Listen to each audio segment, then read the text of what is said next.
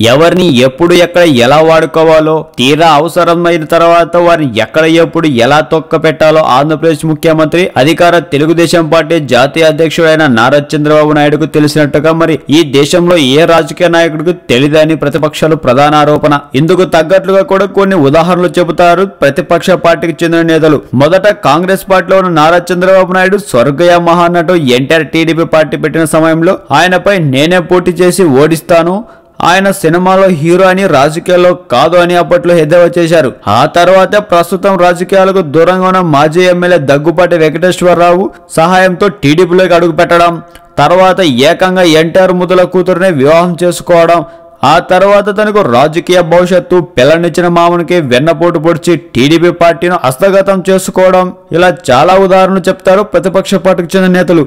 అయితే తాజాగా గత సార్వత్రిక ఎన్నికల్లో వైసీపీ తరపున గెలిచి తెలుగుదేశం పార్టీకి చేరిన భూమా అఖిలప్రియకు చంద్రబాబు నాయుడు మంత్రి పదవి కట్టబెట్టిన సంగతి తెలిసిందే. అతి చిన్న వయసులోనే ఆమెకు మంత్రి పదవి ఇచ్చి అందరిని ఆశ్చర్యపరిచాడు బాబు. అయితే దివంగత ఎమ్మెల్యే భూమా నాగిరెడ్డి అకాల కారణంగానే ఆమెకు మంత్రి పదవి ఇచ్చారని తెలుగు తమ్ములు ప్రచారం చేస్తున్నారు. ఈ క్రమంలో కర్నూలు జిల్లా నంద్యాల అసెంబ్లీ నియోజకవర్గానికి త్వరలో ఉప ఎన్నికలు జరుగుతున్నాయి. నంద్యాల అసెంబ్లీ నియోజకవర్గం నుండి గత సార్వత్రిక ఎన్నికల్లో వైసీపీ తరపున గెలిచిన భూమా నాగిరెడ్డి ఇటీవల గుండెపోటుతో అకాల మరణం చెందిన సంగతి తెలిసిందే.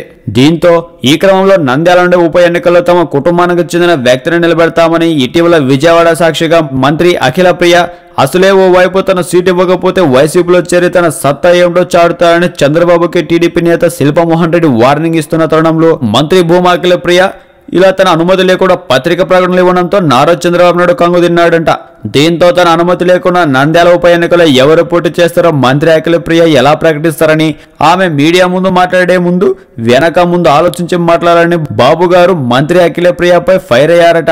అయినా 30 ఏళ్ల రాజకీయ అనుభవం ఉన్న బాబే నంద్యాల ఉప ఎన్నికల్లో ఎవరు నిలబెట్టాలో తలలు పట్టుకుంటున్న తరుణంలో కనీసం తన అనుభవంలో సగం అనుభవం కూడా లేని మంత్రి అఖిలప్రియ ఎలా చెబుతారంటూ బాబు తన వారి దగ్గర వాపోతున్నారు.